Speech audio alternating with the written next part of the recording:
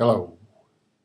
One thing this scheduled reading of Infinite Jest does for me is it allows me to pull apart sections.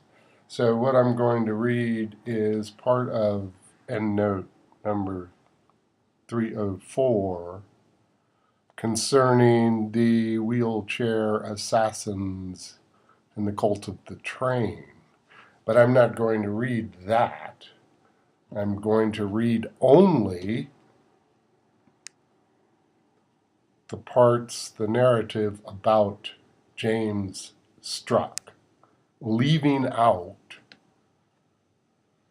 the story that he plagiarizes from the crazed writer at Wild Conceits. And I'm going to do it in two parts because it's about 1,500 words, I think. So, with that, this is part one. Endnote number 304, pages 1055 to 1062 of Infinite Jest, 1996, David Foster Wallace. 308 Subdorm B, Enfield Tennis Academy, where James Albright Lockley Struck Jr. sits slumped, chin in hands, forehead slathered in C2H5CO 2O2. Footnote A. Elbows on tiny cleared spots on desktop. TP compactly humming. Word processing converter plugged into its green-lit dock. HD screen set atop the cartridge viewer chassis on its fold-out support, like a loved one's photo. Keyboard hauled out of McGee-like chaos of closet and set on heavy touch.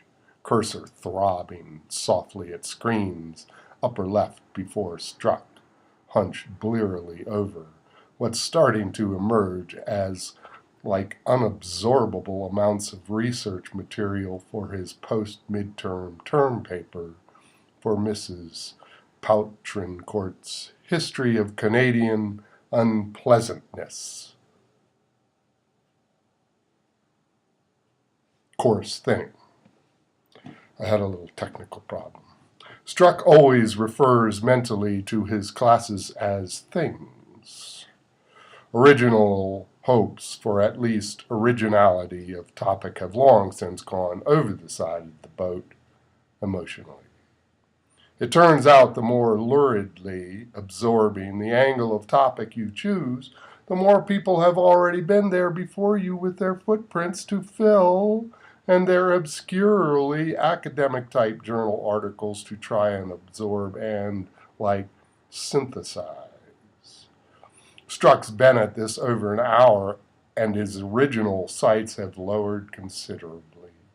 He's been feeling a bit punk all day, sinuses with that infallible storms on the way feeling of weight and clot and a goalie mask headache that throbs with his heart, and he's now trying to find some new resource in the piles that's obscure and amateurish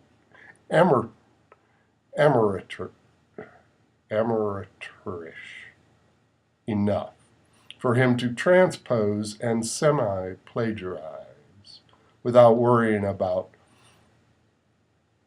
Poutrincourt having read it or smelling a rat in the woodpile. ABPL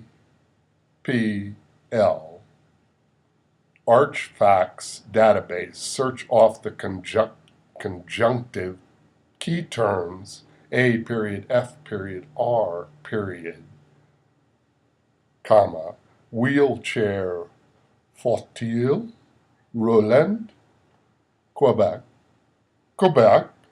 separatism, terrorist, experialism, history, and cult.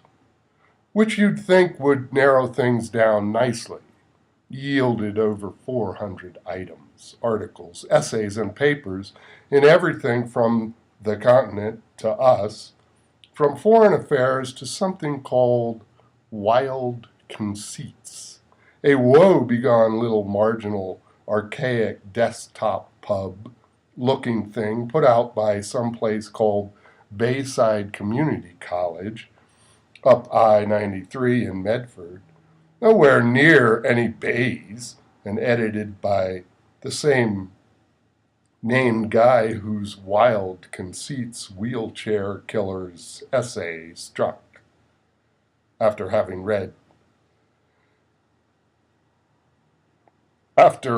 to read the first sentence a bunch of times to even make sense of it, gauges he's pretty safe in ripping off, since no way Portrait Court have spent the time to ESL her way through U.S. academies this insufferable.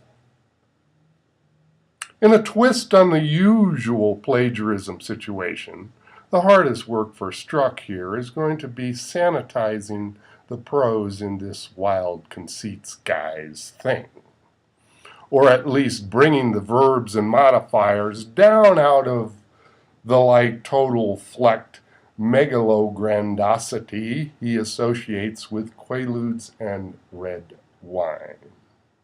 Plus, let's not even mention repair work on the freewheeling transitions. Portrait Court has a fetishy thing about transitions. Struck can almost see Portrait Court putting a big red triple underlined QUOI under a transition this tortured and freewheeling. Struck pictures the Wild Conceits guy totally strafed as he goes weaving over his foam-flecked desktop. Almost. Struck canted slightly in his desk chair from the overdevelopment of his body's right side, is also trying to carve up each of his diuretic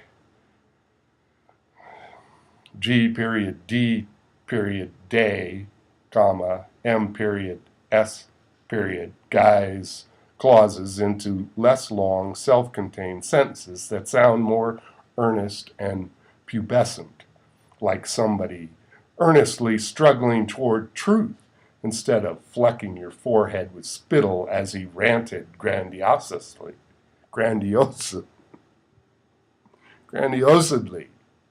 There's no D in that. As opposed to a light night? Struck forces sudden air through his full nose, producing a low and horn-like derisive sound. Struck, clutching his head with one hand, is trying to find euphemistic in the TP's Lex base. Struck's little TP's internal Lex files confirm Vishnu, at least. Plus, there's a kind of almost savage edge to the article's incoherence that Struck's getting almost to like, a little. He keeps imagining the little hyphen of wrinkle Portrait Court gets between her eyebrows when she doesn't follow something and can't quite tell if it's your English's fault or her English's fault. I'm going to read that again because I don't want my screen went by. The little hyphen of wrinkle Portrait Court gets between her eyebrows when she doesn't follow something and can't quite tell if it's your English's fault or her English's fault. End of part 1. The cat.